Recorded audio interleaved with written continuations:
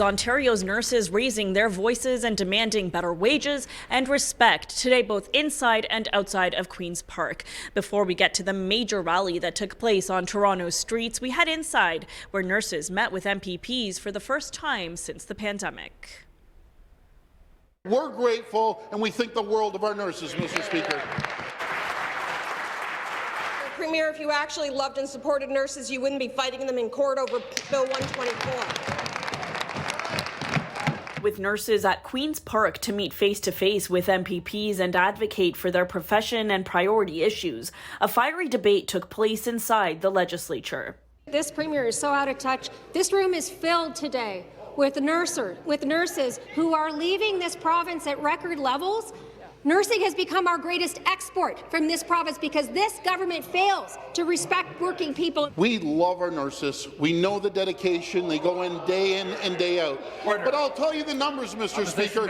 Since 2018, there's 60,000 more nurses registered here in Ontario. We're going to continue hiring nurses. But the Registered Nurses Association of Ontario says the province needs to focus on retainment, not recruitment. They say 75% of nurses are burnt out and another 69% plan to leave the profession in 5 years. This is disastrous for our health system and for Ontarians. There is such huge potential and so much we can do better. Nurses have not felt respected, not in the way we should, given our central role in the system.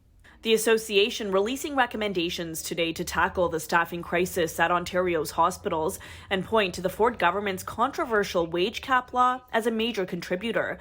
While Bill 124 has been deemed unconstitutional, the government is fighting the court's decision. Dare I say that today will be a perfect day for the Premier to say that he is stopping the court challenge. Nurses deserve competitive compensation if we want to retain them in Ontario. Meanwhile, a report released this week found the government spent $6.4 billion less than expected in the first 3 quarters of the fiscal year. The province's financial watchdog says that includes $1.2 billion less in the health sector. We have 12,000 kids waiting for pediatric surgery in this province and a government sitting on $6.4 billion that they just don't want to spend. They could solve this crisis. I want to see this government address the staffing crisis in healthcare. I want to see a clear commitment to increasing wages and improving working conditions for healthcare workers so we can start to address the crisis in healthcare. And coming up a little later, our Richard Southern speaks with the finance minister about that FAO report. Now, the Ontario Nurses Association says the province is short more than 24,000 nurses and staffing is falling further behind than the rest of the country. This was something echoed outside of Queen's Park today when nurses gathered to voice their concerns as contract talks continue, with hundreds rallying on city streets.